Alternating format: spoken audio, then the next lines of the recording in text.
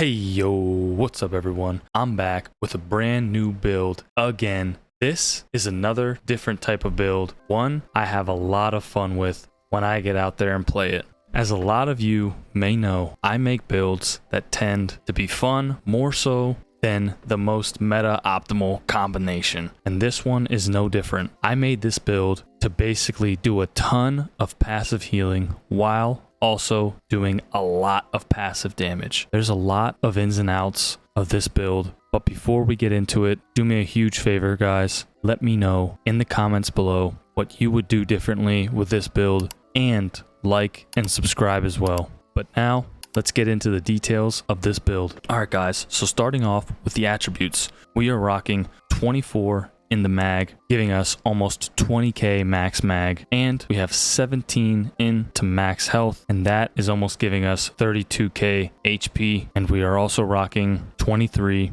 into our stamina, and that is giving us 22,500 stamina. These stats are very good for open world PvP. We are also rocking the Storm Outtro as our Mundus. This time we are not a vampire, and of course guys, we are rocking the Orzorga's Smoked Bear Haunch. You know the vibes. We are also an Imperial guys. That skill tree is so nice with subclassing. And we are also a Dragonknight base. But now guys, let's get into the skill trees. And the first skill tree we have here guys is Ardent Flame. Starting off with Combustion here. This increases the damage of your burning and poison status effects by 33%. And when you apply a burning or poisoned to an enemy, you restore 423 mag and stam. This effect can occur once every 3 seconds. Warmth, when you deal direct damage with an Ardent Flame ability, your damage over time attacks deals 6% increased damage to the target and reduce their movement speed by 30% for 3 seconds.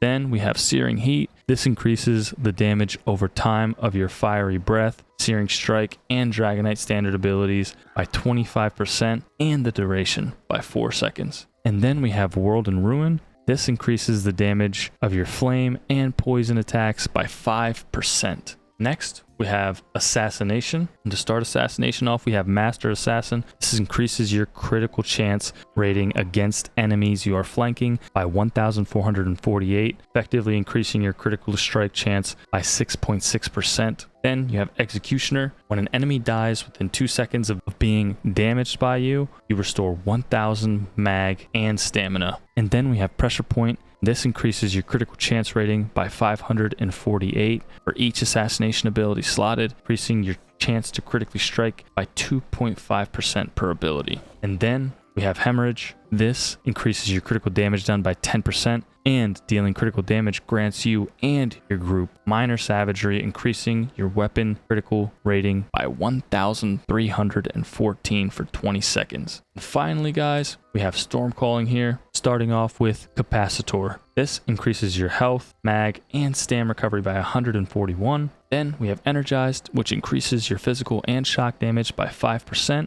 And then we have Amplitude, which increases your damage done against enemies by 1% for every 10% current health they have. Finally, we have Expert Mage, which increases your weapon and spell damage by 108 for each sorcerer ability slotted. And that's it for the skill trees guys. So now let's go ahead and get back over and check out our gear. Alright guys, we're going to check out our 2-piece monster set here to start us off. For that, we're using Zol, the Ever Wakefuls. Gives you 1,096 max stamina, and when you break free, you release a wave of Watcher energy, causing enemies within 8 meters of you to become feared for 3 seconds. You also gain 34 weapon and spell damage for each enemy hit, up to 6 enemies for 7 seconds. Then we have Bodied, our Serpent's Disdain. This here gives you 1,096 max stamina, 1,200 max health, and 1,096 max mag. And it also increases the duration of status effects you apply by 16 seconds. And then on our front bar, we are rocking Xanmeer's Spellweaver. This is the new set from the new dungeon, naj-caldeesh. This here gives you 657 crit chance, 2 lines of weapon and spell damage, and it increases damage done with flame, frost,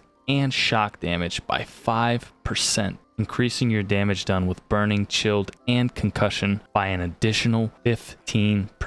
And that leads us to our last and final two-piece, the Vadashran's Perfected. This gives us 1,190 offensive pen, and when you cast Weakness of Elements on a target within 15 meters of you, causes a surge of elemental energy to tether between you for 10 seconds. While the tether persists, enemies touching the tether take 1,206 flame damage, shock damage, and 1,149 frost damage every second, which increases by 1% each time it deals damage up to 20%. This effect can occur once every 10 seconds and scales off the higher of weapon or spell damage. And guys, these are all prismatic multi-effect enchantments. The reds are heavy, greens are medium, the blue is light. You can also see the traits right under the name of the gear here as well. And that's enough of the gear. Now, the champion points, guys. We are rocking Duelist's rebuff here. This reduces your damage taken by single target attacks by 6%. Then we have Force of Nature here, guys. It increases your offensive pen by 660 for every status effect on your target. Then we have Untamed Aggression, which increases your weapon and spell damage by 150. And we have Resilience, which gives us 660 critical resistance. Then we have Pain's Refuge, which reduces your damage taken by 2% every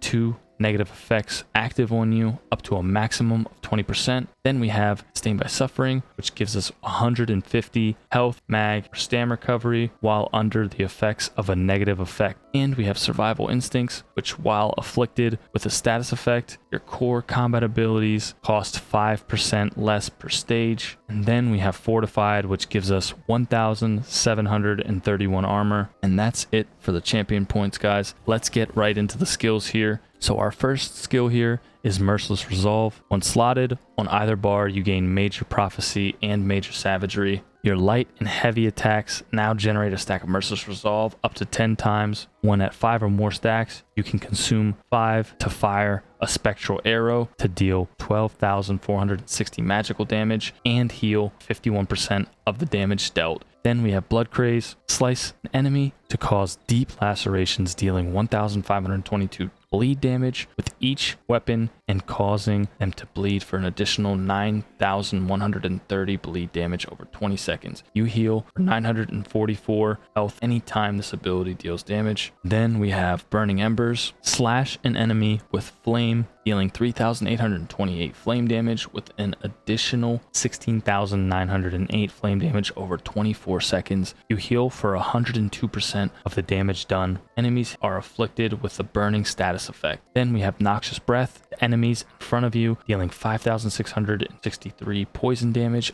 immediately applying the poison status effect. The initial hit applies a major breach. Then we have Critical Surge. This invokes Meridia's name to gain Major Brutality and Sorcery. While active, dealing critical damage heals you for 3,366 health. This effect can occur once every 1 second. And then we have Dawnbreaker of Smiting. As our ultimate, this deals 11,326 physical damage to enemies in front of you and an additional 13,590 physical damage over 6 seconds and stuns them. Then we have our Ellie Sus, which afflicts Major Breach, and every 7.5 seconds the enemy is afflicted with burning, chilled, and concussion status effects. And then we have our Resolving Vigor, which is our massive heal over time, and our minor resolve. And then we have Race Against Time, which gives us our Major Expedition 4 seconds and gives us our minor force for 20 seconds. It also removes all of our snares. And then we also have Hurricane here, which is our Major Resolve and our minor expedition. And then we have our Healing Soul, which has our healing affix on. And then we have the Restore, Mag, and Stam. And we have our Major Vitality for 10 seconds. And then our ultimate on our back bar is Temporal Guard. And this one, it resets your health, mag, and stam and position to what they were 4 seconds ago while sliding slotted on the back bar, it gives us minor protection, which reduces our damage taken by 5%. Okay guys, now let's get into the rotation here. The rotation I like to use with this build is very dependent on whether I'm fighting one target or many. But one thing I like to make sure of is that I have my Burning Embers and my Blood Craze up on target. Now that Merciless Resolve gives Major Savagery and Prophecy, this has buffed the healing on this build significantly with Crit Surge. Once you have those two on, I try to get my Ellie Sus on target as well, and then I go for a Noxious, all while light attack weaving so that I can build up my Merciless charges. When I have a Dawnbreaker, I like to save my Merciless Resolve stacks so I can hit a big combo, ending it with a Noxious Breath since poison is an execute. Alright guys, that's pretty much it for this build. This one is a big time for fun build that I've enjoyed a lot, and I hope you guys enjoy it too